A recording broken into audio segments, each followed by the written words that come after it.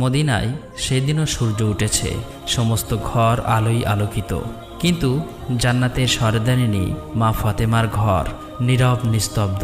ক্ষুধা আর কষ্টে যেন ঘরটাকে অন্ধকার করে রেখেছিল। ফজরের নামাজ শেষে হজরত ফাতেমা রাদিয়াল্লাহু তাআলা আনহা নামাজ পড়ে আল্লাহর কাছে দোয়া করে বললেন, হে আল্লাহ, আজ 3 দিন আমার চুলায় আগুন জ্বলেনি। আমার সন্তানেরা ক্ষুধায় ক্লান্ত।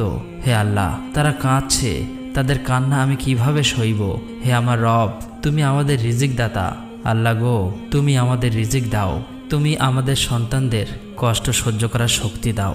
এই কষ্টের মাঝেও তার হৃদয়ে কোনো বিদ্রোহ নেই, কোনো হতাশা নেই, কোনো অভিযোগ নেই, কোনো অভিমান নেই, আছে শুধু তাওয়াক্কুল আর ধৈর্য।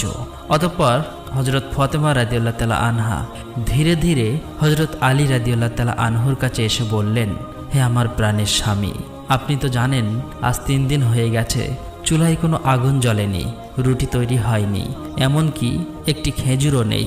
আপনি খাবারের ব্যবস্থা করুন। এই কথা শুনে হজরত আলী আর কিছু বলতে পারলেন না, শুধু মাথা নিচু করে রাখলেন আর চোখের কোণ বেয়ে অশ্রু মাটিতে ঝরে পড়ল। তারপর কাজের জন্য রওনা হলেন। রোদের তীব্রতা আরবের জমিনকে যেন ঝলসে দিচ্ছিল। কোনো ছায়া নেই, কোনো পানির চিহ্ন নেই, এমনকি গাছগুলো পর্যন্ত শুকিয়ে কাঠ হয়ে গেছে। ক্লান্ত ও ক্ষুধার্ত শরীরে সেই শুকনো গাছের নিচে বিশ্রাম নিচ্ছিলেন। এদিকে ঘরের ভিতর থেকে কচি শিশু হজরত ইমাম হাসান হুসাইনের কান্নার আওয়াজ শুনে হজরত ফাতেমা রাদিয়াল্লাহু তাআলা আনহা তাদের কাছে এগিয়ে গেলেন।